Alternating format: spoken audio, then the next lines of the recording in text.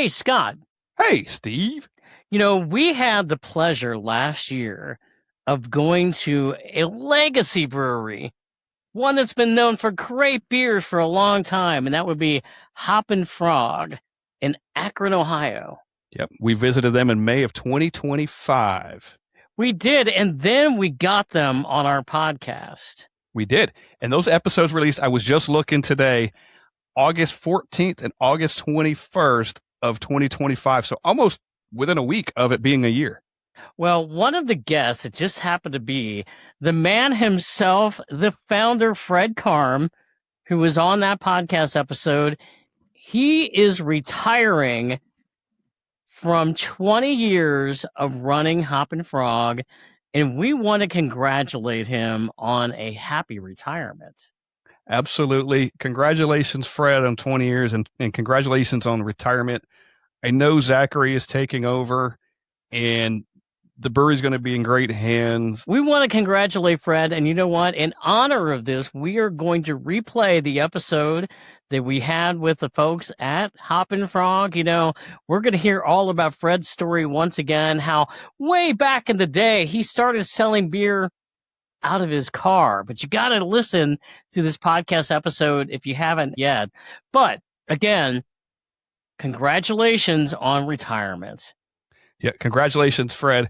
Yes, these were episodes 85 and 86 for us.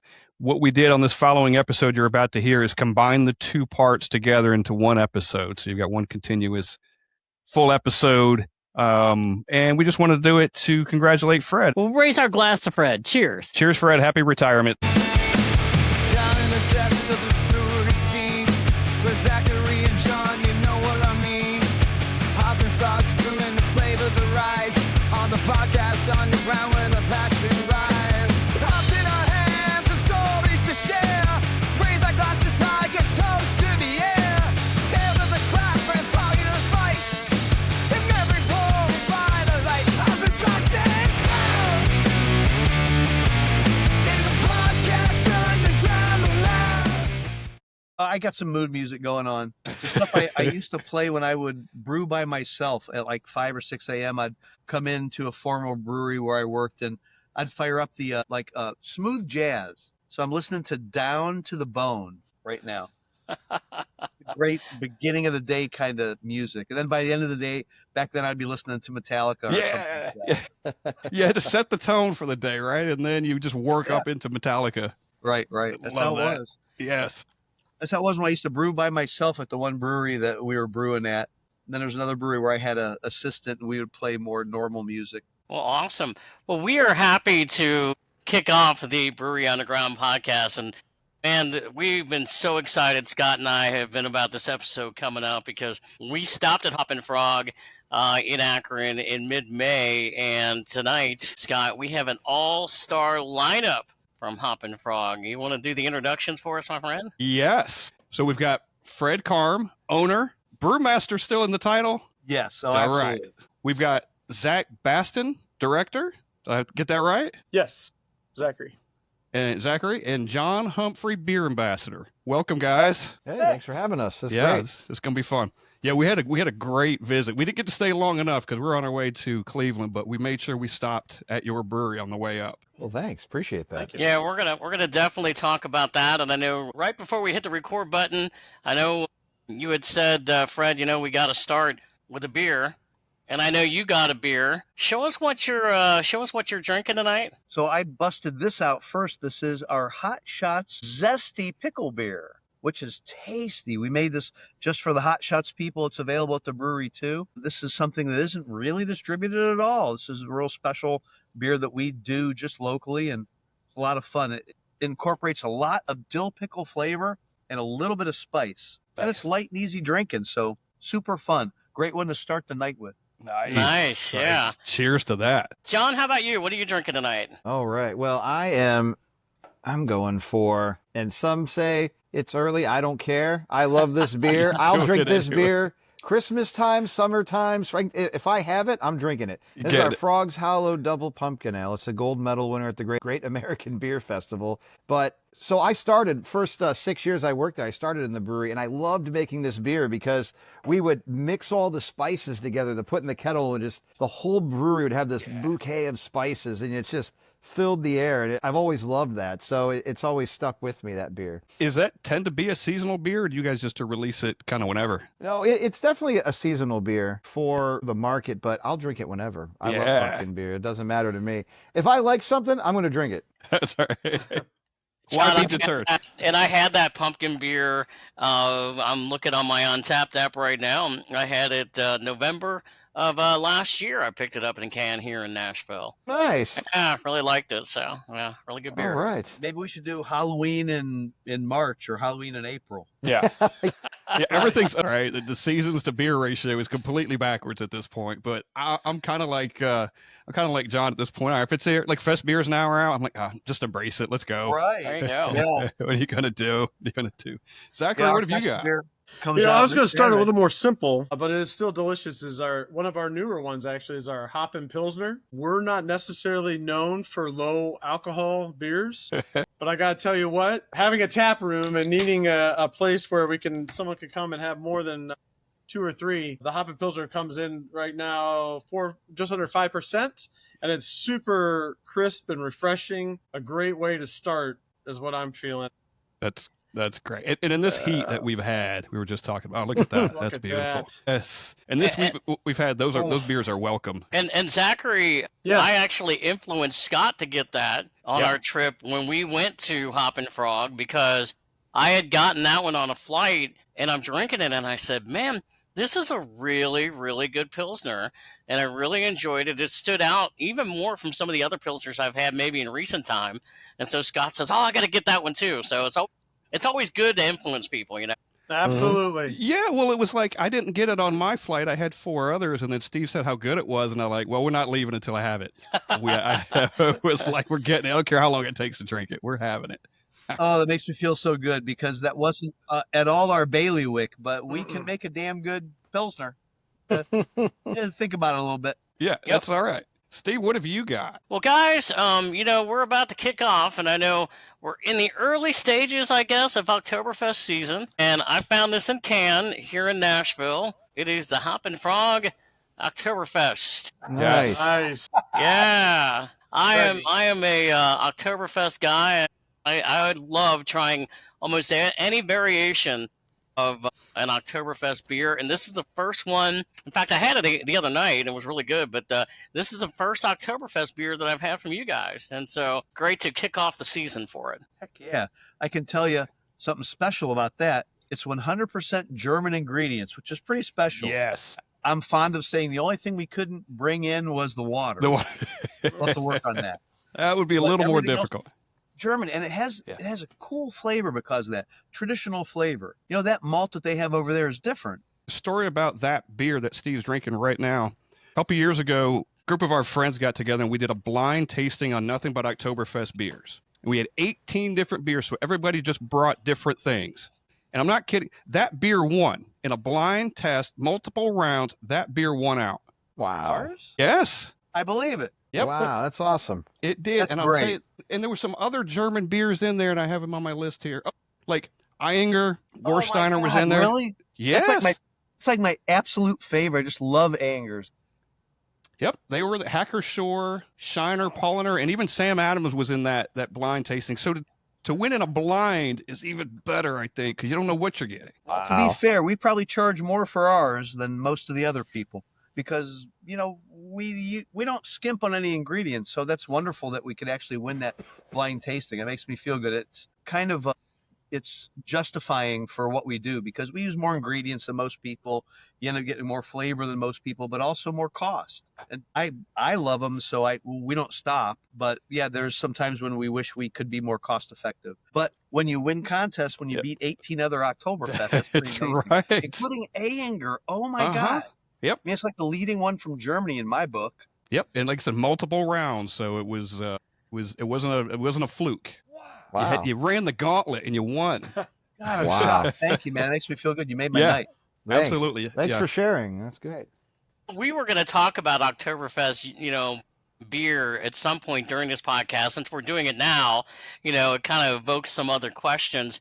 We talk about this all the time. What do you guys think about Oktoberfest season? This seems like it starts earlier and earlier every year. I mean, are you in on it? Or it's driven by the marketplace? I would love to know what you guys' thoughts on it are. Well, it's definitely driven by the marketplace. Yeah. I mean, yeah. I mean, everybody wants to get out there first. I think that's where that all started. So distributors are wanting to get it so they can get on the store shelves first before the other guys do. And so now it's just kind of expected. I mean, I think the benefit the consumer gets maybe a little bit longer period of that product. But some of them get a little upset too when they see it on the shelf and it's July. Yeah. There's always something to be said. We always say something about it. Meanwhile, I go get it. Right. Exactly. So it's kind of nice to have it come out like a month earlier than you'd expect, and then you have an opportunity to buy it a second time. That's kind of cool. Yeah, I guess the downside of that is if it goes away too quickly and it's still the middle of even October, if it lasts that long, that's kind of the downside of it. But I'm not going to sit there and let it sit on the shelf. I'm going to get it. I'm going to drink it. Yeah, I mean, as a brewery that does a lot of different styles of beer, do you feel like the style of Oktoberfest, there's a lot of people that are coming in, and this time of the year they are expecting it, and if they're not seeing it, they're walking away disappointed. So it's consumer demand, right? Oh yeah, absolutely. Yeah. I mean, you definitely got to have it. I credit Sam Adams ultimately. There you go. They were the ones that always seem to have it out first. They paved the way for us. I have great respect for people like them, and the close local one that did that for us is Great Lakes. They've been around for, I think, 35 years. Got to throw them respect every time I can, man, because they paved the way for us. They were charging more than, anyone had ever charged for beer before. It was really awesome and tons of flavor, and we took it to the next level. When do you guys, because, like I said, I obviously saw this in a beer store. In fact, I was just south of me. I live south of Nashville. And I went on a beer and liquor store about a week ago, and I was on their Facebook page. I'm like, you have any Hoppin Frog down there? And like, we absolutely do. And I walked in, and they had several different variations. But when I saw that Oktoberfest, I said, this is going to be perfect for the podcast. You made a beeline right for it. I had to. When do you start sending out cans of Oktoberfest during the year? That'd be a Zachary question probably, right? That's in July. Yeah. Can you believe it? Yeah. It's hard to believe. Yes, Well, we have our it's just because when you think about the timeline, from when it gets picked up from us and then gets to the distributor and then the time they get it to the stores and then until it gets on the shelves, I mean, there is a little bit of a time frame in which all that needs to happen. So that ensures, an August shelf date, but some are a little faster than others. So yeah. Do you have to start brewing that in March, or can you wait a little later for that, or do you go ahead and get it out of the way as early as possible? No, we do it a little. I do. It's funny. I knew you were probably going to ask when do we start brewing that. Like off the top of my head, I don't remember. I feel it's a little later than March, though. I do know that. Yeah, you don't have to store them in the lagering tunnels anymore, right? We've got technology now where we don't have to do that. Right. No tunnels involved. Right. Yeah. 300 years ago. Yeah. Right. And I know there's so many breweries out there. They do a lot of different special Oktoberfest events, maybe once a year. Do you guys do anything like that, or is it just more, hey, here it is in our tap room, and enjoy the Oktoberfest during the season? That's what we don't do an event around. We Yeah, probably should. it's more of just been a enjoy it long for the whole time. season. Yep. Yeah. It's been a long time. We do other large events around other beers that have kind of developed a cult following around the brewery and then beyond. But Oktoberfest, I think it was a long time ago. We had like a German band, like a polka band come in and all that. We did it like 1 or 2 years, and it was fine. A certain group of people had fun, but yeah, we've moved on to some other crazy parties that we have throughout the year. Well, there's already a lot of German type festivals around here too, which I think is, heck, we all go to them. So it's like, at that point it's like, hey, here, just come and enjoy our beer, enjoy the food, and at your leisure, don't feel like you got to come on a certain day to be able to have fun. As we like to say, it's a festival at the brewery every day. Yeah. So let's just celebrate every day. Yep, we're throwing a beer fest every day. Yep. Well, my check-in tonight of Oktoberfest certainly has hogged some conversation, but we haven't found out yet what Scott is drinking, so we've got to ask him now. I was waiting for an opportunity, and I found these I'm looking today. at that can going, what is that? Plum. Where's my camera? I can't see. Oh, man. Oh, Plum Tucker. Wow. Oh, wow. Double porter. Yeah. 15.8%. And what's great, and maybe it's the only way it's served, it's in like an 8.5 ounce can. Yes. Right. Yeah. Yep. Like, look at Thank this. you. It's a tiny little thing. It's awesome. Perfect. It's a personal serving, even though it's, is. 16. And for that ABV, you don't need 16 ounces necessarily. Although I did get Chorus. that looks like- That's barrel aged. You've got a rare can there. That's a Really? great beer. Oh Yeah. yeah. Oh, yeah. We don't make the barrel aged version of that every year. That's Wow. a golden So that- ticket. I'm Yeah, going back right to get there. the rest of them. I now. love it. It's like Willy Wonka there. That's Uh-huh. right. Well, I love them because they're all these smaller cans, and then I got a Taurus, the Tyrant. I got that one. Nice. Yeah. Oh, you know Another what? small can. Here's another one not to jump too far, but to add to your collection and keep an eye out for. But Oh yeah. No way. Sextuple, yeah. Okay. Yeah. What is that? Is that a triple? No. Okay. It's not a triple. It's not a quad. Oh, not it's a pentuple. it's a hence the- sextuple. Duh. Yeah.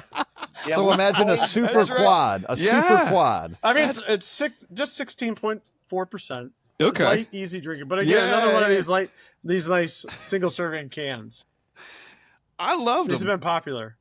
So I So don't know this- if you guys been keeping up with the frog, but we actually coined the pentuple. We got to a point where we won a bronze medal with it at the GABF, followed by a gold medal. So we can confidently say that we've made a great example of what would be considered a Belgian beer, but they haven't made it yet because they've made up to the quadruple. Well, we made a pentuple, and we've won some of the best medals now. So we're super excited about that.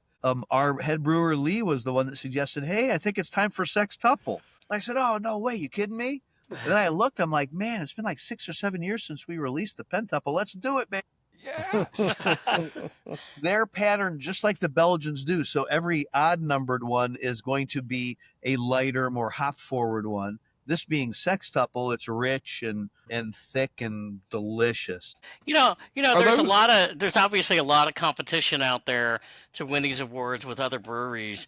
I mean, what does this mean for you guys? I mean, you've been at it since about 2006. What does it mean for you in this age, to keep winning awards? It means the world because it's such competition now. It's harder and harder to prove yourself. You can point to the medals you had before, but it's only about the ones you won recently, which kind of bums me out because I haven't entered the last couple of years, but we haven't entered the last couple of years. But as it turns out, the GABF is changing, so I don't know if as many people are entering anymore.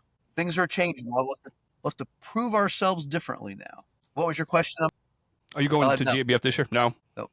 You just try to go every few years or just when the mood strikes you? We don't have a plan. We decided not to do it last year or this year. We're focusing on other growth aspects of the business. Okay. Nice way to put it. Nice way to spin it. There you go. Well, you guys just celebrated 19 years in business. Do I have that right? 19. You just had a Let me think. 19's coming up September 1st. September 1st. Yeah. Okay, so we're Almost coming up there. on it. I know when we were at the brewery, they were saying it was coming up, and I figured maybe it had to happen. So you're just weeks away from 19 years. Yes. How are you guys going to celebrate that? We don't have a massive celebration. I guess that'd be the 20th year, but the 19th, we should do something, huh? I mean, we always do things like food specials. We'll break out tons of different beers. We'll probably do like 6 vintage beers that we'll get out. We'll tap 3 at the beginning of the week, 3 towards the end of the week, and we'll make it some of the best ones that we have. I mean, we have such a stash now. After being open for 19 years, man, you look at the list, it's like you start salivating, like, oh my gosh. Yeah, what are we going to tap up? So it's really fun to be us when it comes to anniversary weeks and stuff like that. Can you do a 19 tuple? Is that a thing? I don't know. What's the thing for 19? I don't know. Yeah, right. And what do you get someone for your 19th anniversary? It's Yeah, right. Is that a diamond? No. Wait a yeah. I minute. don't know what that is. Beer. Let's go with beer. Beer. Right. Fred, I what do did that. things look like? I mean, when you go all the way back now to 2006, when you opened, what did things look like back then for your brewery? You could almost do no wrong. You'd put product out there and, unless it was shitty, people loved it. Lucky for us, we don't have any of those problems. As I asked distributors, they would oftentimes say yes. Now they laugh in your face. Yeah, it's really hard to get distributorships now, whereas before they were interested. It was cool. It was so different back then. I like to tell people when I got my license in Ohio, I was number 40. Now there's 440, or there were at the beginning of the year. There's probably more now. So it's really changed quite a bit. Fred, when you emailed us last, you said that these guys had been with you at least 10 years or over 10 years, each of them. That's got to be a testament to the work environment, your coworkers, what you guys are doing. Can you guys talk to that for being there for 10 years and kind of what that means to you guys? Yeah, I mean, I guess I can go first. Yeah, it's been, I mean, obviously we're, when we started, brewery was, well, gosh, 4 or 5 years old, kind of starting to grow. And Fred had been doing a lot of it himself and was, brought us on board and always took great care of us, and was a great teacher, great motivator, learned a lot. We had a lot of fun. We worked hard though too. It's not like home brewing. I guess I should say that now, the disclaimer. It's not like home brewing where you come in, you set up, you start get things going, and then you just drink all day. Right. And at the end of the day, you do knock out and you go home. And you leave a mess in your kitchen or garage or wherever you're doing it. It's That's not right. quite like that. So there's a little adjustment there. No. But yeah, no, and it's just it's been awesome to be part of it. And like I said, I mean, when we started out, there was only a handful of us. We had lunch together every single day. Fred treated us. Heck, as silly as it sounds, our brewery has air conditioning, so you're not, in the summer, you're not like, sweating so bad you don't want to go in. We looked forward to going to work every day because we got to do what we enjoyed to do, which was make great beer. And then when you see, when you're out and about and you see something that you were part of at a bar, or you hear someone talking about it that doesn't know who you are, I mean, it just makes it that much better. So it's been awesome. It's been great. Obviously, there's been lots of ups and downs in the industry, heck, in the world in general. And Fred's been more than accommodating and helpful in all our various situations. And I can't say thanks enough for the opportunities that have been presented to myself. And I don't want to speak for John, but I think in general, that's how the majority of our team that's been around. I mean, we've been here 14 plus years, and we've got another round of folks that we kind of had hired in, probably 10 years or so ago. And we're like a family, we've had the same, we've had a few people come and go as life does, for various reasons, but most of them we stay in touch and communicate with and see them out and things like that. So Yeah. Like I said, it's like been a big family we've built, and Fred's been the leader of it all. That's nice to hear you feel that way. Yeah, absolutely. Absolutely. John, what about you? Yeah, it's kind of interesting how I got started and why I never left. So when I was going to college, I went to college when I was older, right? So I didn't even start till I was 25. And there was this place across the street from where I lived in Akron, because I went to the University of Akron, much like Fred and Zachary. There was a store called the West Point Market, and they had Hoppin Frog beer in these 22-ounce bottles. And I was like, what is this? And back then, this is 2009, 2010, somewhere in there. I'm like, what is this? Barrel-aged Boris, the Crusher. Okay, I'll give it a try, And I'm like, I love this stuff. So around that time, around 2010, I started dating my wife, who had already knew about Hoppin Frog because of she loved the raspberry beer that Fred made a long time ago. And we don't make it anymore, but she got me into Hoppin Frog. And I graduated college. I was about to go to grad school. She's like, why don't you go and see if they need help?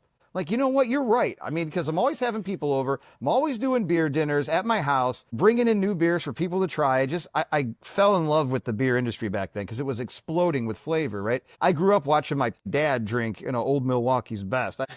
And then, you transition to all of these stouts and then Hoppin Frog doing barrel-aged beers. And I was like, dang, this is really cool. So I went in and nobody was there except for, I believe her name was Brenda, who was there from the beginning, has helped Fred out. I bought some beers from the cooler, the one cooler they had, came back another day, and I met Fred's dad because Fred was running around busy. They were bottling and doing a bunch of stuff. And so I talked to Fred's dad for about 20 minutes, left. Then he called me on the phone, hey, why don't you come back for an interview? And I never looked back. I didn't know a lot about the mechanics of brewing, but if anyone ever asked me, if you're willing to go into a place and just do whatever they say, sweep the floor, take this over there, do this, do that, if you just listen to people and get every opportunity you can to help somebody, eventually they'll teach you things. And eventually our head brewer, Lee, was like, yeah, I guess I could work with him. Because if you ever met Lee, that's a compliment. That's a compliment, all right?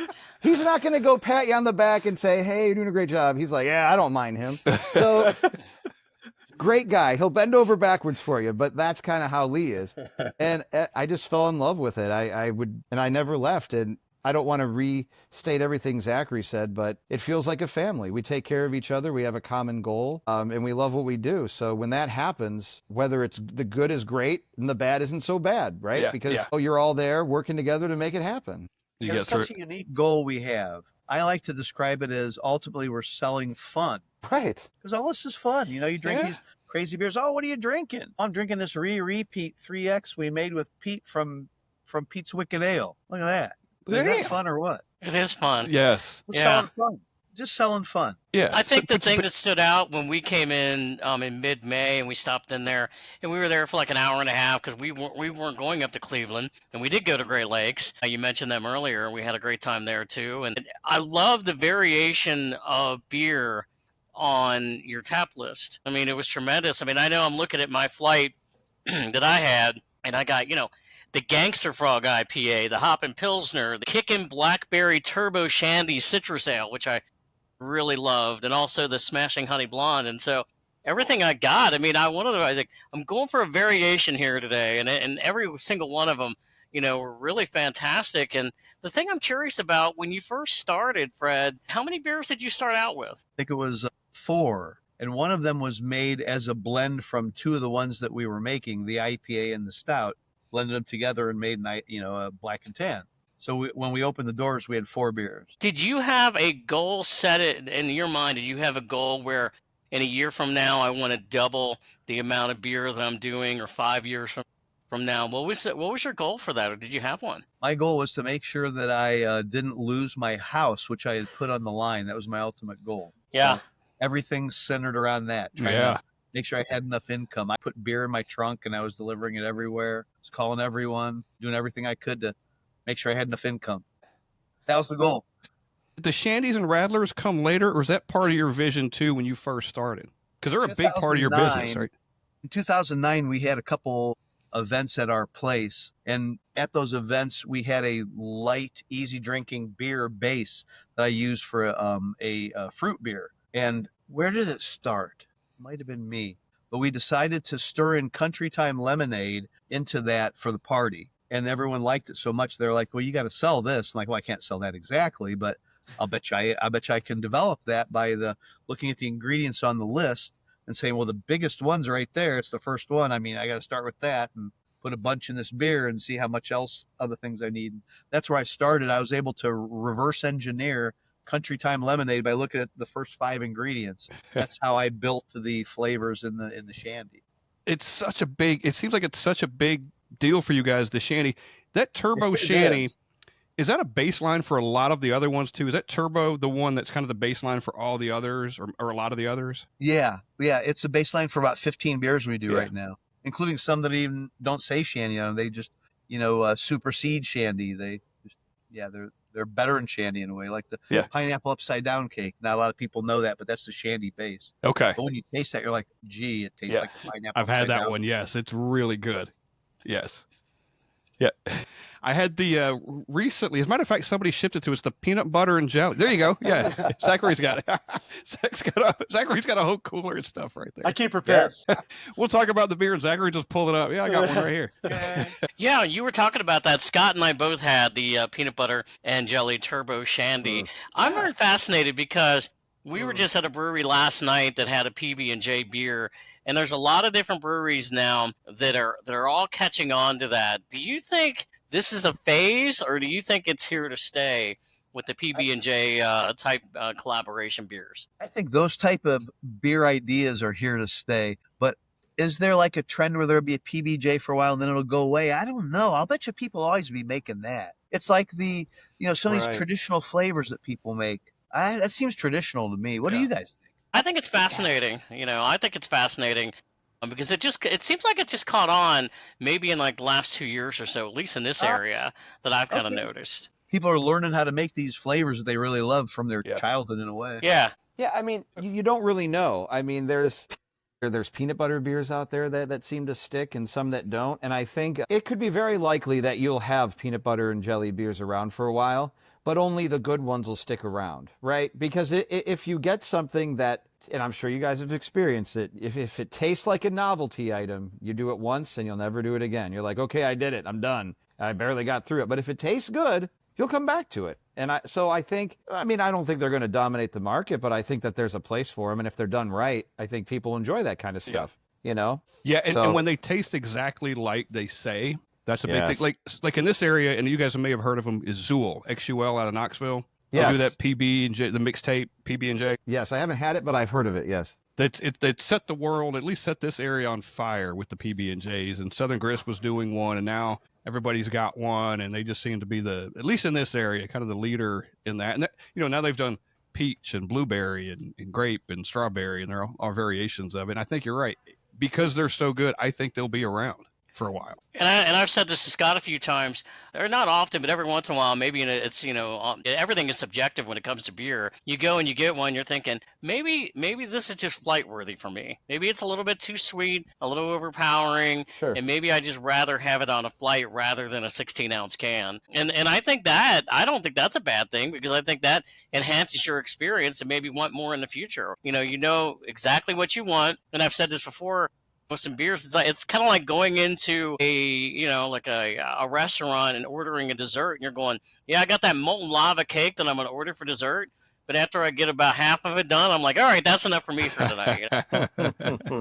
Yeah, everything from like cinnamon roll to, like you said, chocolate cake or brownies or anything. It's all good stuff, but sometimes it can be rich. Right. Sure. And that goes back to those little cans that you've got. Yes. There, right. Yes. If you give it to people in the proper portion size, then they're not overwhelmed by it. Yes, that's right. And don't get drunk after they finish, or not completely drunk when they finish the 16-ounce can.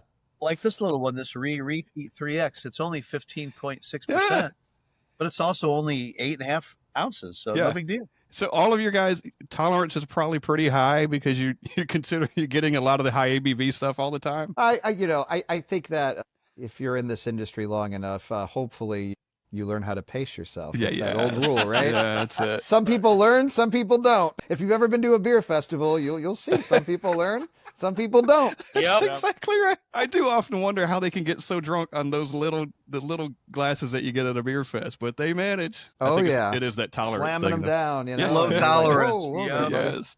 6 of those for some people is a lot. Yeah, they just aren't used to it, man. It just totally takes them by surprise. Yeah. They're thinking beer, sure. Bang, bang, bang, bang. Yeah. Yeah, that's it. They're shooting them. A lot of times you see them shooting. I'm like, oh, it's just a little bit. Yeah. It catches up with them. Curious, when you opened in 2006, were there any other breweries open in that area at that point? In the Akron area? Do you know? I'm thinking, were there any around 2006? No, but I think that, my predecessor that I had started, I cut my teeth at a local restaurant. They started their brewery about a year later because the restaurants closed. It was Thirsty Dog Brewing Company. They closed those restaurants, and they opened up about a year after I did in Akron also. And, we've supported each other. I look at that like my alma mater. So, just recently they wanted keg caps from us, and we just gave them some. They're good people.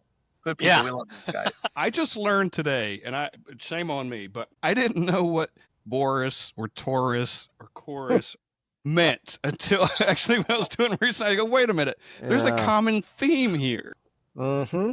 Yeah, we got to hear about it. I'll tell you where it started. It started with me going to the local brew pub and seeing RIS and asking what that meant. And they said it's a Russian Imperial Stout. So when I started making one at home and I started brewing, I called it Boris because it was a bodacious Russian Imperial Stout. Oh, bodacious. So that's where the name came from. But when I started the brewery, the O took on a different meaning because I wanted to also, I guess, incorporate, but also take advantage of the fact that Samuel Smith oatmeal stout was so popular back in 2006, and they used oatmeal. So I wanted to make Boris Bodacious Oatmeal Russian Imperial Stout, and that's what it is today. Mm-hmm. The oatmeal really adds a level of complexity to the beer that just helps so much. So that's where the name came from. And then Doris is double oatmeal Russian Imperial Stout and so on. And then we've got the Taurus, and we've got the is it Chorus, I guess? Yeah, the weirdest one was chorus. I remember looking it up. I'm like, well, it is really a word, I guess. I don't have to make that word up. I mean, that word exists, but I've never seen that word. I don't know if we'll make a 5. I don't know what the 5 one will be. I think we might have maxed out. And I'm not sure. I thought we came up with a name. I can't remember it off the top of my head. I forget.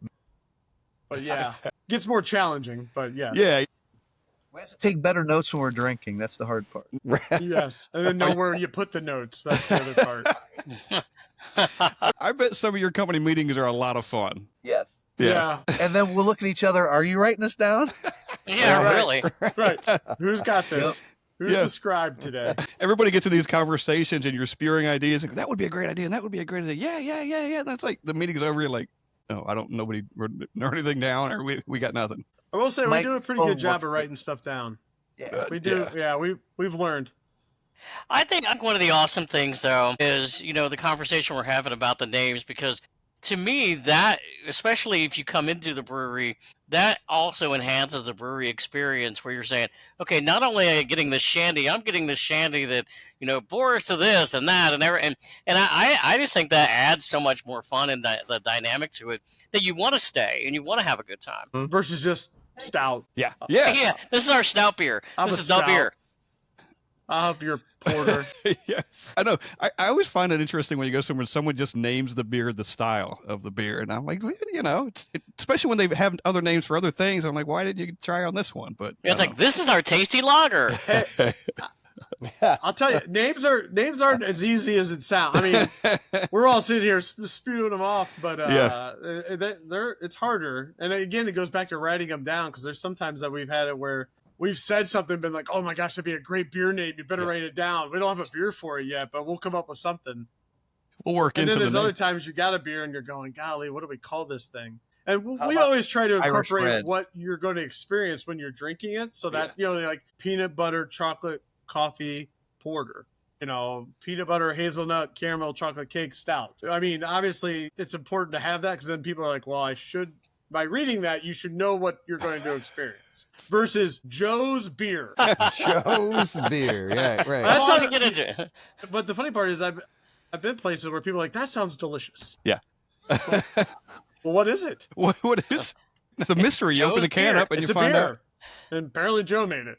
Was it, and it might be before all of our times, wasn't it Billy's beer? Was it? Yeah. Didn't it just say beer on the can back in the day? Yes. Yeah. Or it didn't say Billy's beer. It might have said Maybe Billy's was it beer. Billy's I forget, beer? man. Oh, that's funny. That was Shelley, Jimmy you Carter's remember? brother. In fact, I had a great uncle. He had many years ago. He had passed away, and I was at a family reunion a few years ago, and I'd asked one of his grandkids this. I said, "Is it true that when your grandpa, it was my great uncle Howard, when he died, they were going through his house and they found Billy beer in his refrigerator, and they said, "Yep, that's true." Now I don't know if anybody kept it or not, but Wow. It probably wasn't good to start with, and let alone. I can't imagine. At least he kept it in the fridge. Yeah. There you go. Billy's beer. Speaking of fridge, I'm going to visit my fridge again. Yeah. I love that it's handy. It's just right there. Right. There's a few beers in there. Yeah. Well, stocked up tonight. So you obviously barrel age a lot of stuff. Is it a barrel aging program per se? Or do you just randomly say, hey, this would be really good in a barrel? Well, probably a little bit of both. Yeah. Right. I mean, it depends on what you mean by program. So we have beers that we make all the time, like barrel-aged Boris. Like, that's a staple. We like, there are certain beers that are available that have been barrel-aged. And then sometimes we make a beer and go, you know what? We need to put that in a barrel. Yeah. And so we do. Right there. Yep. Barrel-aged Frog's Hollow Double Pumpkin Ale. There is a barrel-aged Sextuple. There's a We've done the Pentuple in different barrels. We've done it in red wine barrels. We've done it in Sottle barrels. We've done it in Mezcal barrels. We've done it in a bunch of cool stuff because it lends itself well to that. So I guess we'll do some of that stuff, but then we do have mainstays that we offer all the time. When did you guys get into the barrel aging of beers? When did that start to catch on at Hoppin Frog? I think it was 2008. I mean, it was way early. So Yeah, I'm just trying to remember. Hang on. Let me think. The first barrels I got were from Cavalier. I didn't start working with them right away. It was after the Shandy came out. Shandy was developed in 2009. In 2010, the summer of 2010 was the big cutoff. I told my distributor that was around the whole state, except for around the brewery, which I had another distributor. If you don't buy these guys out that are around the brewery, they're going to never be able to be bought out because I'm about ready to release this Shandy. And everyone's been dying for it. It's going to take over my sales. So one thing led to another. It was 2010, and I was able to talk Cavalier into carrying us across the state, and they bought out the smaller distributor that was around us. Where's I going with this? Oh, Barrel-aged beer. Yeah. So with the relationship with Cavalier, we were able to hit, I'm pretty sure in 2011 was when we got the first barrels. So I'm pretty sure we started our barrel aging program in 2011. I hadn't really thought about that, but yeah. Yeah. Wow. Do a lot of times do you just come across barrels and we work backwards into the barrel as far as what was in it before, whether it be wine or whiskey or Early on, that was definitely what happened. There was time we formed some relationships with some different cooperages, and as we were buying barrels, and frankly at the time we were one of the few, it seemed, that were doing that. So when they would get something special, they'd usually reach out and say, hey, would you guys be interested in, so for example, Pappy Van Winkle barrels? And which now everyone knows what Pappy Van Winkle is now, but at the time I'm like, I don't know, sounds cool, I guess I don't know anything about it. So in my ignorance, I'm like, sure. Well, then I asked how much, and they were really a lot more than usual. So I got a hold of Fred, and we did a little research, and we're like, oh, holy smokes, these are actually, we should get these. So I got back to him and said, yes, we'll take them. So that was a story where we got some barrels that we were definitely not seeking for. We were able to secure them one other time, and then after that, needless to say, they've become very hard to come by, but there's been other ones that of similar type things where it's like, oh gosh, that would be great. And frankly, I mean, a lot of them Boris has gone into. Boris is just such a great beer for that, and so we've had lots of different variations of Boris in different barrels. But then, as we kind of branched out and said, hey, something else other than Boris in a barrel might be good. Yeah. Now we see a lot more. I mean, we got our pumpkin. We've done Shandy. I mean, heck, we've done Shandy in, bourbon barrels. We've done Shandy in tequila barrels. God, I love Shandy in bourbon barrels. It reminds me of a whiskey sour. It is so tasty.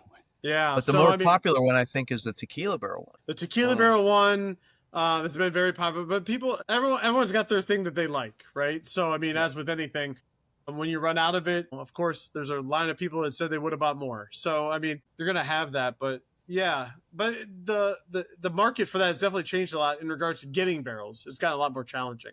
A lot more challenging to get those specific barrels and those, what we would say, quote unquote, special barrels. So they're few and far between, but when they come, we snag them for sure. You guys are at least known to us and probably to the craft beer world that Shandies, like I know you guys from Shandies, barrel aged, and then the high grav barrel aged stuff too. That's kind of how I come to know you guys, and then dive into the other stuff too. But is that kind of what you perceive for in the industry? Kind of the barrel aged stuff, the high ABV stuff, or I guess it depends on who you're talking to, right?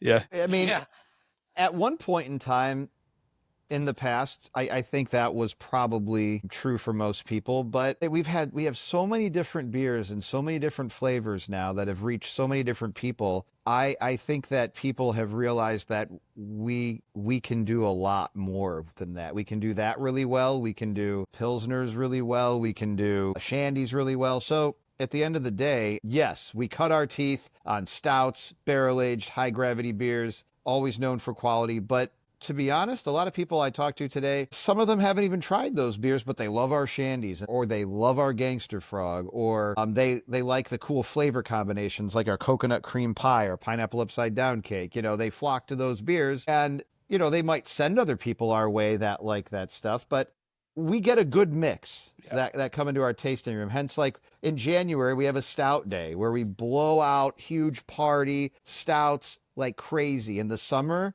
we got Shandy Day, so we've got a huge party blowout with Shandies, exclusive flavors that we make there. So I guess that's the long answer to your question, but I think the expanse or the breadth of our portfolio reaches so many different people that I think we're known for a lot of different things now.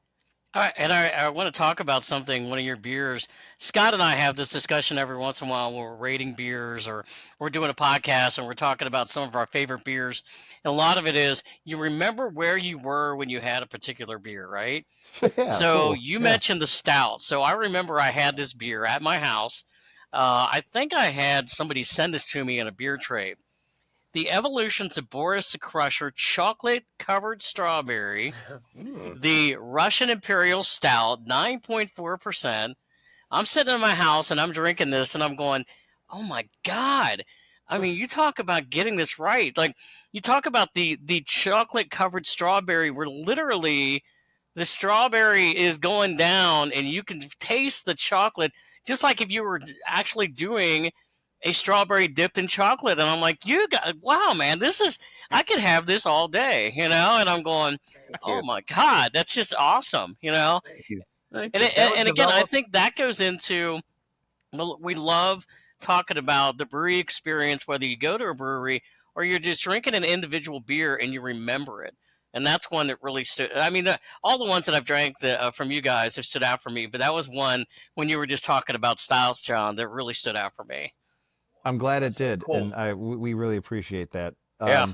We painstakingly make sure that if it says strawberry and chocolate on the beer label, you're going to taste strawberry and chocolate. I mean, we painstakingly make that happen because we are. I don't want to speak for Fred and Zachary, but I know in my heart of hearts that we can't stand it when we pick up a beer and it says something on the label and you're searching for it. You're like, wait, what? Wait, where's the? Yeah, I guess I this or taste that? strawberry. You're like, no, Yeah. that's not the way you brew. And that's probably an added note to the conversation we were having earlier about the PB&J beers. I've had a couple of them over the last year or so where I'm going, now I love peanut butter, but I'm going, but I can't taste the peanut butter. Oh, All I'm tasting is the jelly. And if it's in a 16-ounce can, I'm like, oh my gosh, man, this is way too much. This would almost be too much on a flight. If all I'm tasting is jelly, it's way too sweet for my it palate. sounds like 16 whole ounces of disappointment. I I got to spend the next half an hour trying to put this thing down. The first 2 ounces suck. Now I got to drink the rest of the 14. Zachary, I don't know what you just poured, but it looked fantastic in that glass. Oh, this is actually one of our head brewers creates Little Smokin' Toad. Whoop, sorry, the camera. Porter. Look at that. Oh, Yummy. nice. So it's a 5%, very lightly smoked porter. Wow. That's amazing. Delicious. We can attribute that to our head brewer Lee. Yep. That was his idea. I wish Fantastic. I don't have a sniffer thing that everyone gets a chance to. Don't worry, AI will create that here very soon. I'm sure. Yeah. It's coming. It's We'll coming. We'll It's have coming. these I'm signing up 4D for it too. conversations. So until then, I'll have to taste it and just tell you how good it is. Well, what kind of smoky is it apple wood? I'm trying to imagine it. Cherry wood? I forget what they smoke it with. Be more like I almost wonder if it's more cherry. Yeah, I think it might have been cherry. I think it's cherry wood. Smoked. Yep. Yeah. Oh. That's Breeze malt for y'all. Nice. Yeah. I like that ABV on it too. That's nice. Yeah. Right? Well, That's new for us. As some of these lower ones came, it was more because I think I mentioned it earlier, but our tasting room and our general manager that had mentioned a couple of times that, hey, it'd be nice if we had something that wasn't 8, 9, 10, 15%, so that when people come, maybe their friend or one of the people driving could at least have a beer. So after a while, it took him a while to convince us. So we're like, yeah, you know what, he's probably right. We don't want to though. right. And so, and really the first one we dabbled on that was that Smashing Honey Blonde. When we made that blonde, Smashing Honey Blonde, which, I mean, really the plans were just to have it as something on tap in the tap room. And then I don't know if you guys heard about the pandemic back in 2020. Something about it. But that caused us to have to do something other than keg all of it, which then we ended up canning it and things along those lines. But then because of that, through distribution, we were able to enter it in the GABF and the World Beer Cup, and World Beer Cup it won a silver medal. And then Fred and I were out in Colorado for the GABF. For whatever reason, decided to sit in the front row. I don't know why we did that. That was kind of silly on our part. But it was destiny, because then the Honey Blonde won a gold, which was just awesome. I mean, just for a beer that we kind of created to make for our tasting room fan. Now it's distributed everywhere, and it's a great beer. The next morning at the GABF, they send an email out to everyone who's participated, all 40,000 or what do they get, 10,000, 15,000 people a day. Yeah. So all these people got this email, and there were like 3 or 4 pictures on it. One of them was Zachary and I with our gold medal. Ah, nice. In the front row. It was crazy. Yeah. That's outstanding. Your Smashing Pecan Blonde Ale was the very first Hoppin Frog beer that I ever had. And I can tell you, when I had it, I was hooked. I was like, I gotta have more of Hoppin Frog. Yeah. You guys hooked me. And we were saying earlier when we stopped in your tap room mid-May, because we were coming up there, we were going to go to Cleveland, Great Lakes, Masthead, and we had even said along the way, I said, while we're up there, I said, man, we have got to stop at Hoppin Frog. And we came in there for like an hour and a half. Yeah. And, we really wanted to stay longer. We were just on a road trip. But I'm so glad we did. Because for me, it was like, it literally, I don't say this just to be joking around. It was a bucket list brewery for me to go to, having had your beer around here and having known, what the history was of you guys and how much beer I've had already. So, and I think Scott can say the same thing. 100%. And it was, we talked about it in one of the episodes, but it was raining so hard. I mean, we couldn't see the car in front of us. And it was like, if a car stops, we're all dead. It was one of those kind of things. Right. But Oh my God. But it was a welcome break too. All right, we're going to Hoppin Frog anyway. We're gonna ride this rain out, and we're gonna drink some beer. And it was perfect. Wow. Nice. I want to talk to you guys, because I know you've mentioned it twice now, especially you, Zachary. How much has your business had to evolve and change, or has it had to change that much since 2020? Have there been a lot of changes for you guys in particular since that time? I was going to touch on the fact that how has our business evolved? John mentioned just in general, but John mentioned the 22-ounce bombers. I mean, that if you had told me, heck, 10, 12 years ago that we would not be in bombers anymore, I would have laughed at you and left the play. But like, no, we're going to be in bombers forever. But that definitely obviously has changed. I think that the pandemic expedited the process by which we made that full transition. It actually gave us the opportunity to get our own canning line during that time frame. So, that's definitely something that changed. Is that, not to interrupt, Yeah. is that where the 8-ounce cans kind of come into play? So you go the opposite direction in a sense? Right. Yeah. Right. Yeah. Fine. We can't do 22s. We're doing 8s. We'll show you those. We'll show you. We got a canning line. Our tap room was closed for a extensive period of time. Some of that was by choice. I believe the word of the year was pivoted, and we pivoted and had online sales. We operated a drive-through delivery service to folks who made orders online. We were kind of doing everything you could to just kind of help keep things going until we got through it all.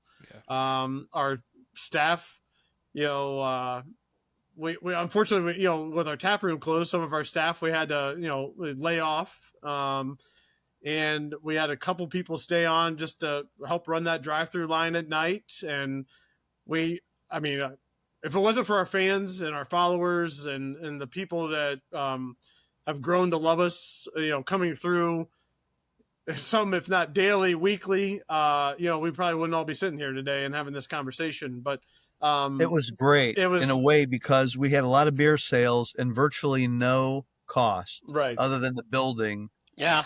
So I don't know if it was a higher profitability, but it was just a weird time. Yeah. But we've also heard from other breweries, owners and breweries that, they've pivoted a little bit where maybe they're doing other lighter options now, maybe also some non-alcoholic beer or whatever. Do you guys feel any pressure to do that because Oh yeah, because you've been around for so long, you're like, we have that reputation. This is what people expect from us. we are doing all the above. The ones Yeah. that you mentioned, we have them on tap. So Yeah. we've even tried seltzers, but those didn't taste that great. But we didn't put a whole lot of effort Yeah. into it. I mean, I think And it's you know what? important to We aren't constantly big evolve. fans to begin with. Go, Yeah. I'm sorry, Zach. No, I cut I'm you off. sorry. I was just saying you got to constantly be evolving and adapting to what the market wants, what the customers are looking for. If you think you can just do the same thing every single day and you're not going to change, and you think everyone else is going to change to you, then you probably won't be operating for very long. Yeah. I mean, yeah. The trick is, and I Zachary and I, we deal with pretty much all of our sales, and then I help guide our sales team out in the market. And at the end of the day, yes, you always have to evolve, but I think that what you need to do, and what we're very conscious of doing when we do anything new, is always making sure that it has the Hoppin Frog flavor to it. I always tell people, dare to compare. Go ahead and take another oatmeal Russian Imperial Stout around 9%, put it next to ours. And I don't say this in a condescending, mean way. I'm just saying, go ahead and do this. Put them together, and I guarantee you'll taste the Hoppin Frog flavor each and every time. It goes back to what Fred was saying, right? It's about more ingredients. It's about creating this product where you don't want to lose your identity in what you're doing. Yeah. Do cool things, but make sure they know it's Hoppin Frog, right? Right. And so we've seen there are breweries that have chased trends, and then before you know it, they're closed, or they've Yep. got issues, or and you feel bad. It hurts. You don't want to see anybody go under. You want to see people do well, but you've got to be true to yourself too. And we've also noticed other trends in the market. We've noticed that people might not go out as much as they used to, or they want more of an experience, or they want, like you were saying, lighter beers or different beers. And we're adjusting to all those things, but we're doing it within the parameters of staying unique. Yeah. Do you know what I mean? You're true to yourself. And we're not going to Yeah. stop making the stuff that we also are known for making. You got to make right. beer you love too. If you're Yeah. just making beer for other people, in my opinion, I don't know what you're doing. I mean, that's what you want to know why I've been here for 14 years. Another part of it is because I love the beer we make. Yeah. know? And you know what? It's obvious that your formula is working. I mean, it really does. And that's really the great thing about it. I'll tell you, you talked about canning earlier, and the thing that really fascinated me when, we were researching and looking on your website and different things is that, well, you can, and what is it? It's accurate on your website, I think. 22 states in 40 foreign countries. Is that right? The canning, the aspect of what you guys do? That we distribute to? Yeah. Yeah. I mean,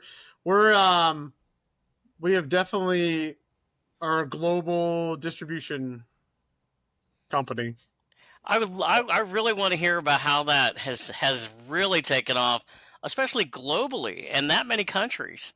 Isn't that crazy? We first got a request, I think it was November of 2007. Yeah.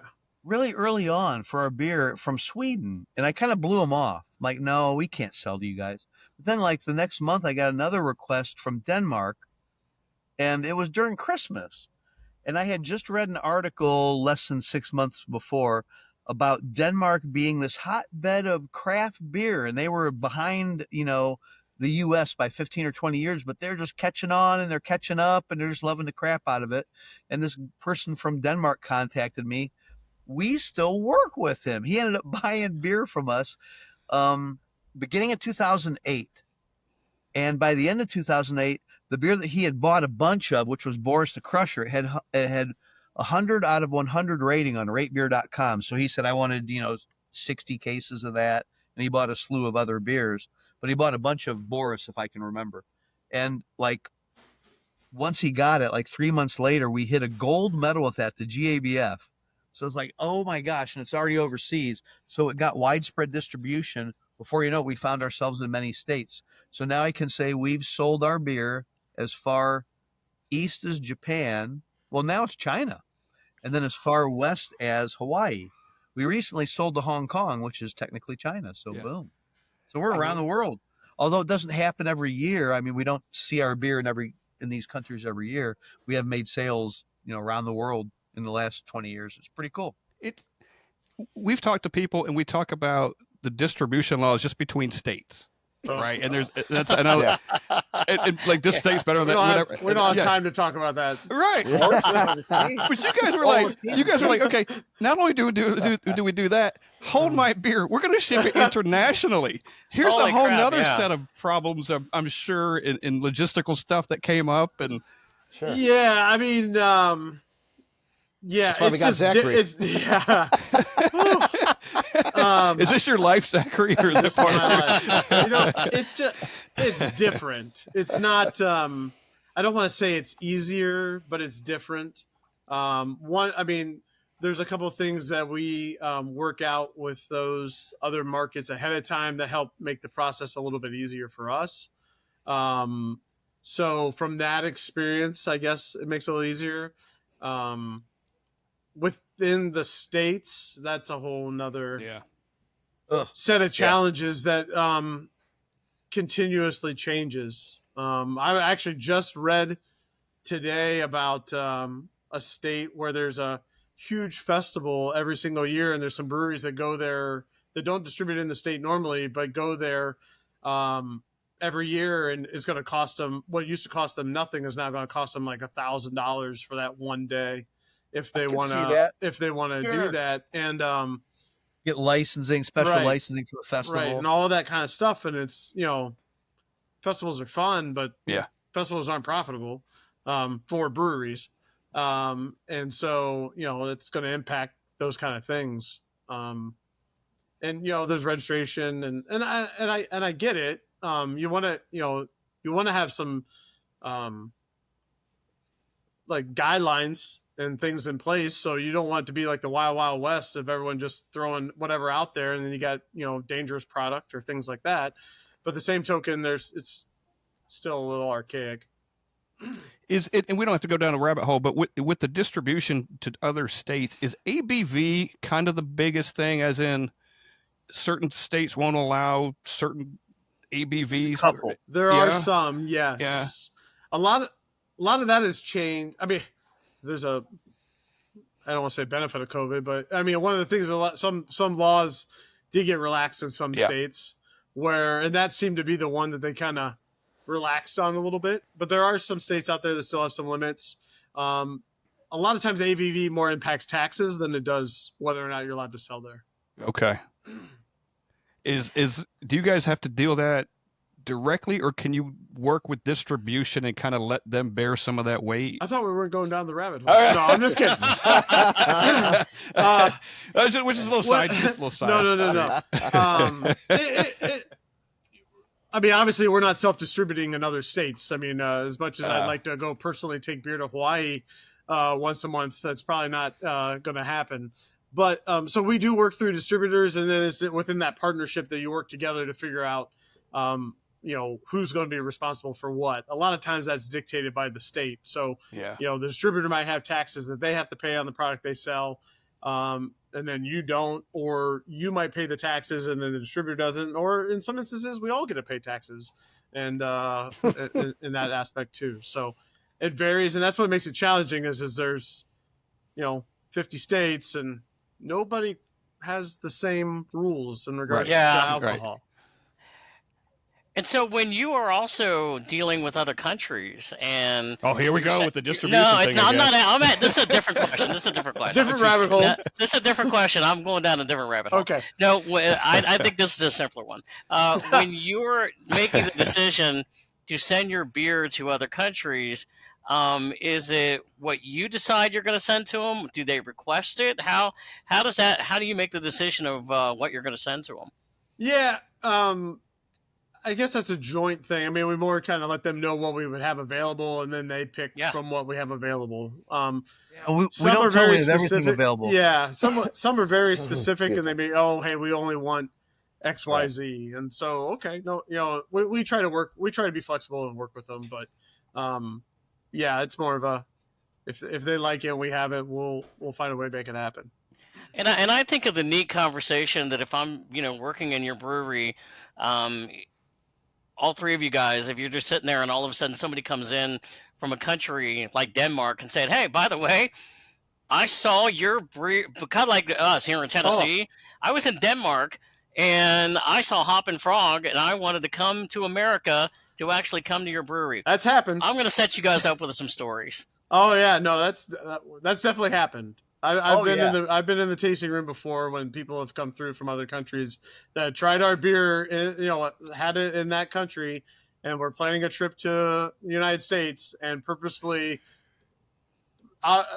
decided to come through Akron, Ohio, on their way to wherever they were headed. I mean, it happens a lot. It happens a lot. It's yep. And every time it happens, you're just going, wow. I mean, it's just wow. Part of it is.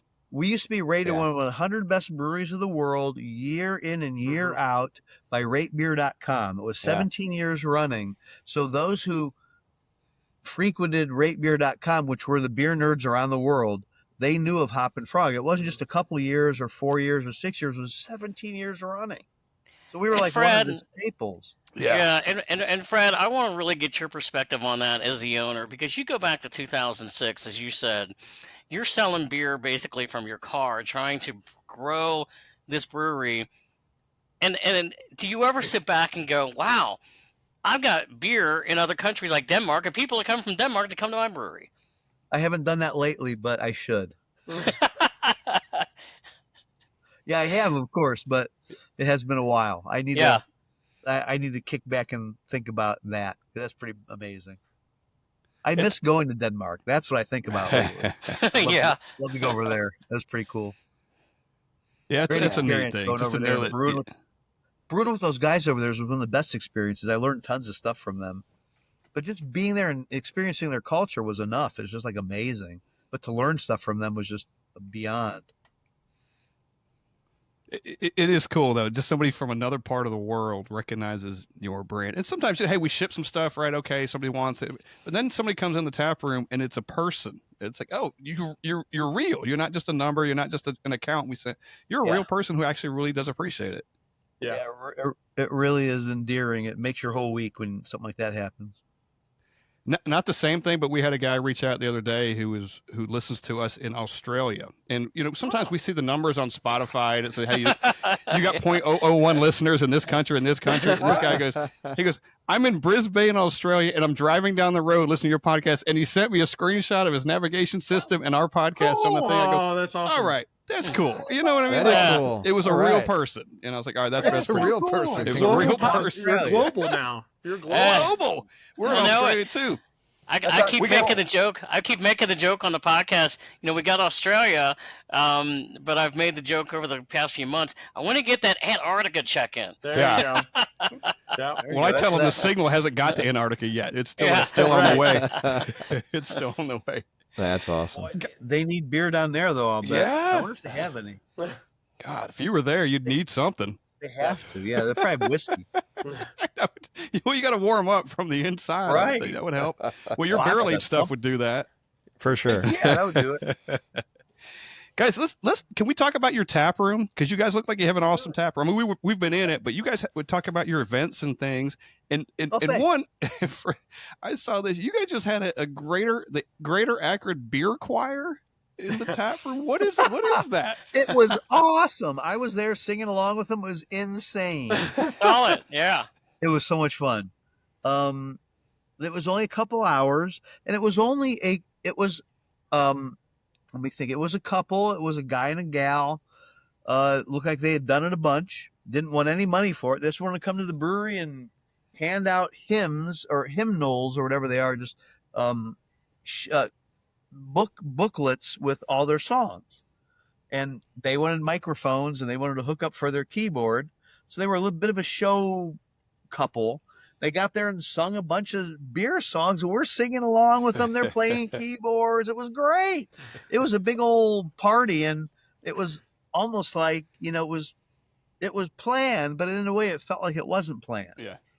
It was cool. People really enjoyed it. It was a Friday after work, and people were carrying on. It was pretty cool. Just singing along. Were there like their songs that they had come up with, like beer songs? Some were, yes. Some Okay, were yeah. completely different ones that they had drummed up from other song parts, I imagine. Yeah. I think some were also beer songs that I just didn't know.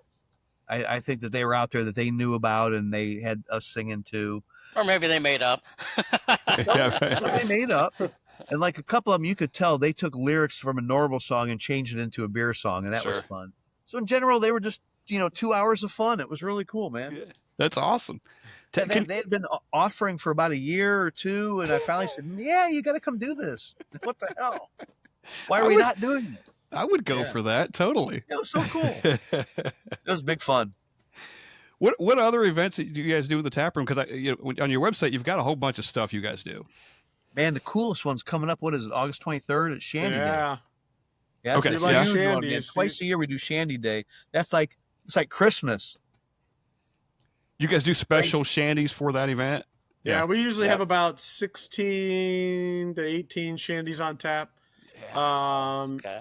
And there's usually every year I tell our head brewer, hey, just a couple is fine. Don't stress yourself out over it. But he usually ends up coming with like 4 or 5 special shandies just for Shandy Day. Sure. I Yeah. have to take those special recipes and register them with the federal government under the formulas and then under the labels. So it's a bit of a jumping through hoops. Oh Right. yeah, it's But, fun. But there's some good creations, and actually that's where our we came with that mango cream pie he had this last time. We actually just made, usually we make them, and I mean, some of them are just not capable of being mass produced, just for a variety of reasons. Usually it's cost, because he spares no expense on the ingredients. He's usually going all out, which is awesome. I mean, it's a way to kind of say thanks to everybody and to give all our Shandy fans something extra special and things along those lines. So, but we did make that mango cream pie smoothie, which was a huge hit, and we actually did make it. And I believe, if I could cue up Fred, I believe you got a can of it. Oh, I thought you had a can of it. Oh, I thought But he that does. He does. All right, take 2. Okay, yeah, we'll come back. Maybe To the that. Jeopardy music coming in here. There it is. Yeah. Cute. So Yes. that's what our first Yummy. packaged smoothie that we That's made. So awesome. I saw your Yeah. post about that, Fred, too. And as soon as I saw it, I was like, Yeah. shit, I wish I could have that. Yeah. yeah. I guess I'm Shandy opening this Day, one. August 23rd. I mean, there's still time. You can, it's a Saturday. You could leave Friday night and be up because you want to be here early because we open at 11 and there's a line. It's good. Yeah. Oh I yeah. bet there is. Yeah. Look at that. Boom. Look at like- that. It's like ice cream Is in a that a- glass. He's got a Hofbrauhaus glass. Oh yes. Oh, yeah. Nothing Yeah. but the best. I was in, so I was going to bring this up. I was in Germany in June, and there's a lot of, and I was going to ask you this question, a lot of Radlers on the menu. Is a Shandy and a Radler about the same thing? Is it the same thing? I think of them in the same vein. Yeah. Yeah. Because they were Ours on is just every menu. turbo. Yeah. I swear to God, and I'm not kidding. We were at a restaurant, and there was this kid. He couldn't have been 10 or 12 years old in Germany, and he had a pour, and it looked like a beer. Oh, it And- probably and was it- a beer. Yeah, it probably was. People, it probably was a beer or a Radler or a Shandy because they're like 3.8% or something. So I was like, they that go kid is down to drinking a almost beer. 2 sometimes. Yeah. Yeah, and I think it's just part of their culture. Yeah. Yep. Yep. God, that's But I will tasty. say, yeah, Shandy Day's one of the biggest ones. That mango cream pie smoothie, that thing is insane. I will tell you that. And I mean, we do a lot of fun stuff. We have trivia on Wednesdays. We've got every Tuesday we have a beer infusion tower. We take a beer, we add some cool ingredients. People can try it at the bar that day. We try to have something for everyone. Try to have a lot of fun. Yeah. Yeah, I saw that tower Tuesday, and I was like, that looks incredible. What are some of the things that you infuse with? I mean, they get pretty creative. Sometimes they do different, like, smoked teas. Sometimes they get mint, and sometimes they get chocolate in there. They've done crazy stuff with, like, jalapenos. They've put bacon in there. I mean, it just depends on the beer. They come up with crazy stuff, and it's fun. That is fun, yeah. And it's just on Tuesdays, and it's just at the bar. It starts at around 3. People come in, grab some. Yeah. We're open earlier than that, but that's about when the tower comes out, so... We've got some friends, and maybe you know them. They're Porch Beers USA. It's Keith and Coop. I don't know if you know those guys. They're out of Delaware. Okay. I haven't met them, no. Well, anyway, I might recognize their faces. You probably will. They will drive when your blueberry turbo shandy comes out. They go, the minute we know it's available, they will drive 7 hours from Delaware to your place to go get it. He said what they did that one time, and there was like one, I don't know if it was a case or whatever it was left. Oh my God. But it's wait a second. they love it so. Are you talking about the state of Delaware? Yeah, they're out of I was thinking Delaware, Ohio for some reason. Yeah. I think I know who you're talking about. You probably do. Because I Keith remember and Coop. someone talking about coming from Delaware. That's them. Yeah. They love that shandy so much. Yeah. Make sure we hook them up, man. Yes. That's crazy. Yeah. Porch Beers USA. That's our buddies there. Yeah. I always have an extra case, so. Yeah. Yeah. So You didn't hear that here though. no. Everyone's got to be hitting up Fred. Hey, I hear you have an extra case. Well, I already gave it away to the first person I asked. You guys should have got here 6.5 hours ago. Yeah. Right. Guys, I know we're that's running. We're pushing an hour and a half. You guys have lives. We get it. But can we ask a couple more? And we'll. Sure. Well, yeah, hell. Yeah. I had something queued up. Shit, I lost it. Yeah, I just opened myself up a mango cream pie smoothie. I'm not going anywhere. Yeah. I could step in for you, Scott. Yeah, go ahead. I got it lined up. Yeah, go ahead. I got you. You got it? Okay. Yeah. So I'm curious, what do you guys, if anything, do you have any expansion plans in the future? I mean, you're at that location in Akron. Is there any plans for expansion there, anywhere else? Anything that you can talk about on the podcast? Any breaking news that you want to tell us? Exclusive? Nothing solidified, but we sure would like to. I mean, I don't know how much we want to. Right. I mean, I guess it's always. I mean, Elaborate. that's always something to worth considering to look at. But there's so many factors that fall into there. If it's the right place at the right time, then it makes sense. I don't think we would say no. But I mean, that's kind of where we're at. I mean, our brewery itself is, where it's at is expanded about as much as it can expand. Yeah. So I could say I don't think there'll be any expansion plans there. But if other opportunities in the area were to present themselves, we definitely would consider it for sure. But am I right though at that location? Sorry, Scott. Am I right at that location where you have your brewery? You also do the brewing there, and you do the packaging and shipping there at the same location. Yes. We have one location, one address, one location. So we have our brewery, and then the canning area is attached to the next unit from there, and the next unit's kind of like our storage, and we have a warehouse cooler, and then the next one's the tap room that you guys all had a chance to kind of hang out in and enjoy.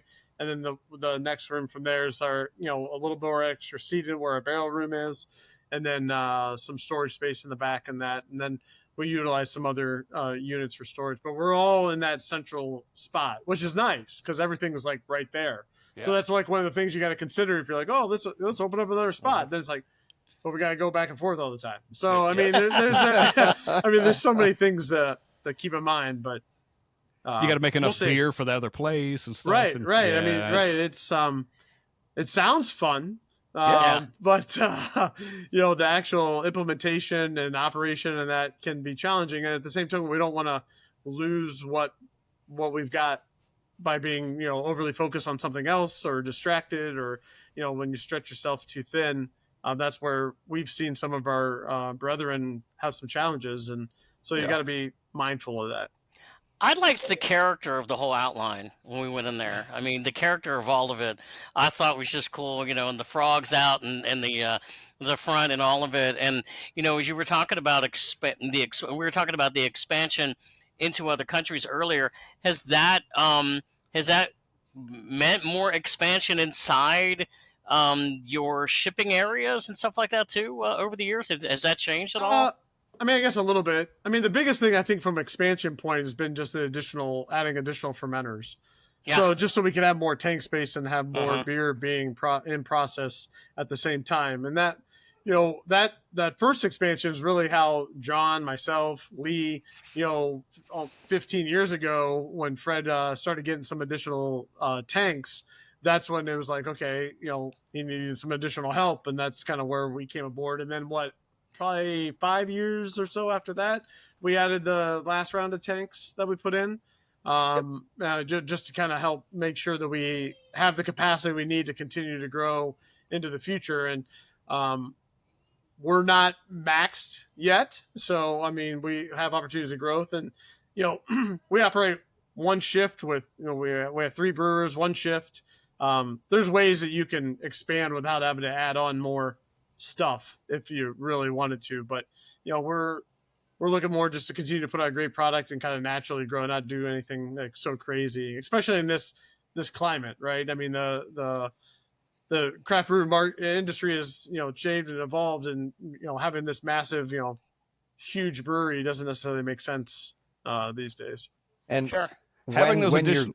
Oh, go ahead, John. No, please. Well, I was going to say, when your growth is more organic and not debt heavy, you get the chance to, as we were talking about earlier, produce some of the beers you want to make too, along with the market trends. You're not just beholden to, we have to pump out beer whether it's great or not, and we got to get sales. Everyone needs sales, don't get me wrong, but you have more control over what your brand's going to be, rather than, holy crap, hang on to my seat, let's get it all out there. Yeah. So there is something to be said about that as well.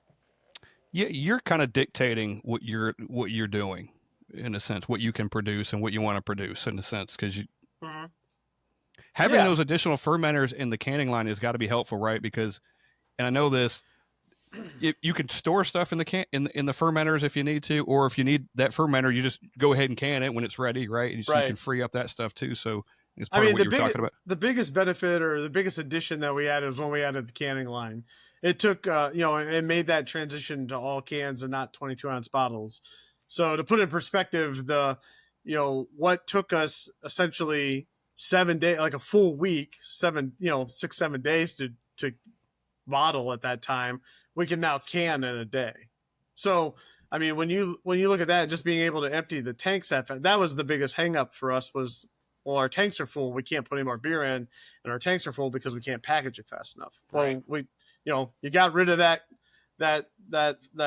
pinch point in the whole process and opened it up. And so now it allows us to have more flexibility. Sure. And having our own canning line versus, we did start out with a mobile canning company, which was great because it was a great way to go, okay, is this going to actually work and make sense before we invested something? But that was still challenging too, because you had to coordinate with them and what day of the week it worked with them to be able to come. I mean, there's so much where now it's like, we control the whole part of the process. And so not only are we ensuring that every step of the process is under our domain for quality and care, but then we can also, if we need to only put out 10 barrels, we can do a small batch or small run if that's what we need to do. Sure. Or we can do a large run. We kind of dictate all that. So. Hey, and I do want to add something about your cans and can art. And we've talked about can art with other breweries. The one thing, and probably because of the frog, but Hoppin Frog certainly stands out too on the can. But I love it how easy it is to spot your cans when you go into a place, and I think that is so important because you can go into a place and you're going, okay, wait a minute, where am I? I can't find this beer. I can't find this beer. And Hoppin Frog, thank you, right in front of me. Yep. I've hoped for that for a long time. That's what I was trying to do. I mean, I got into this really early on, and that's one of the focuses that I've had is I want to be recognized on the shelf within a quarter second. Yep. You're looking at 1,000 or 600 beers. I want you to say, oh, wait, I want your eye to just automatically stop. I've seen that before. What is that? That's something of interest. So thank you. That's what I was hoping. That's why we haven't changed the logo. And there was pressure to change the logo, from internal pressure, because you get so used to seeing the frog face. It's like, let's update this shit. So we finally did it. We did all the work. And then I had a I'll just describe this person as a very senior marketing person. Ask me, why in the world would you be doing that? Is there something wrong with your brand? Like, well, no. Yeah. We just want to update it. And they described that to be a common feeling with businesses. It's just the way things are. But you got to look at your brand, and if there's a problem with it, then you need to change the logo. But if not, then you should continue to use it. So that's nice to hear that you still recognize our stuff after nearly 20 years being on the shelf. Yeah, I mean, I don't know if this is a great comparison, but it would almost be like McDonald's saying, "Let's just change our arch." Well, why the heck would you want to do that? It's been the same things for decades. So yeah, because everyone's fighting for business, whether it be McDonald's or us. Yep. Yeah. Yep. Well, to your point, I knew in the liquor store where these were. But they have and these were on the warm shelf, right? They were on the other side. They weren't in the cooler, but they had some in the cooler. And I know I can go to the cooler where they have singles and scan up and down really quickly to find yours. It's very easy. Like, I know they got some over here. Boom, got it. It's awesome. That's nice to hear. Thanks. You. Yep. Yeah, that absolutely. It helps a lot because a lot of times we move forward with these ideas that I have, and a lot of them are antiquated. So I need to at least being able to figure out whether they're actually still working or not. Because a lot of my ideas I recognize are old school, and they need to be updated. Yeah. Fred, I'd like to ask you this, and because we asked these guys early on kind of about their work environment stuff. How important, it's kind of a rhetorical question, but how important is your team to you and for what they do in the brewery and to the success of the brewery? How could I possibly, answer that any differently? My gosh, they're essential. You can't do what we're doing without them. They are the business. I could go away and things would still keep going. So, yeah, they're essential. Can't do it without them. Yeah, how can you put it any other way? Right. Yeah. And the longevity you guys have had, 19 years, coming up on 19 years, is a testament to all of you guys. And your whole team. Well, I was going to say, yeah, Thank you. not. There's there's many that are not on. Have the opportunity to be on the screen, if you will, and talk about this. But it's a team effort. It truly is. There's ideas and things that come up, but it's everyone working together to make sure that the goal is met and the vision is exceeded, and everyone, takes great satisfaction and pride, and hearing when people say, "Oh my gosh, I love your beer," or I had so much fun in the tasting room last night. So and so was great, or whatever the case may be. It means a lot to everyone, and they come to work every day, with great pride and things along those ends. And we couldn't, it's definitely a team effort, for sure. Well, hopefully when this podcast comes out, they can listen to it and hear that they're being recognized, because really it's one of our goals when we started this podcast to champion breweries, to talk about what you guys do and the great work that you're doing, and, our experiences and our adventures as well. So we certainly appreciate it. That's awesome. Thanks. Yeah, that's great. That's totally big goal fans of you guys. Thank you. Absolutely. I know we're winding down. Is there anything we didn't cover, or anything you guys want to talk about or plug, or anything coming up, or maybe, like Steve said earlier, maybe some, some inside information about something coming down the road, or that, some exclusives? Oh gosh, you put us on the spot there. And the answer could be no. I just want to make sure we don't all give away a different secret. Oh yeah. No. No, hey, I just want to say thanks for having us. If it wasn't obvious, this is my first podcast I've been part of, so this has been this has been fun. And I wasn't sure what to expect, but I really appreciate you guys taking the opportunity, or taking the time, I should say, to give us the opportunity to just kind of share a little bit about us. And thanks for coming to our tasting room. Hopefully we'll see you again. Shandy Day, August 23rd. There you go, a little plug. Or if you're interested, we have a clam bake that'll be at the end of September. So, but yeah, so just thanks, and thank everyone who's tried our beer. And if you haven't, please give us a try and let your taste buds be the judge. That's 100%. Well put. Yeah, Yes. drink the beer. Drink the beer you love. And I can't say that to people enough. And I appreciate what you guys are doing by kind of humanizing the industry in a way, and So to get people to see the people behind the things they love, you know what I mean? To make that human connection, and they'll go back and go, yeah, that is amazing beer. And I appreciate what those guys are doing. And we appreciate our fans more than you know. I mean, our sales guys in the field all the time, we are known as the brewery that is the easiest to work with. We will bend over backwards for our vendors, our distributors, for people out there really trying to spread the love, because we believe in this product. I mean, this stuff, what we do, like Fred said earlier, I mean, we're selling happiness, and we want people to be happy. There you go. So thank you guys for what you're doing. Well, thank you for that, and it's really an honor for all three of you guys to even want to come on. It's a big deal to us too. So we really appreciate you guys being with us. Yeah, no problem. Gosh, look, totally we're just a couple of beer drinkers. We're nobody. I'm telling you, we're not professional. We just drink beer, and we travel around, and we go to places, and we just like to talk about it. But you know what? You're our fans, and that means a lot. That's it. So thanks. Yeah. Right. Thank you for that. You know, It's that's funny. We don't think of ourselves as much different. I mean, we're just beer drinkers too, man. There you go.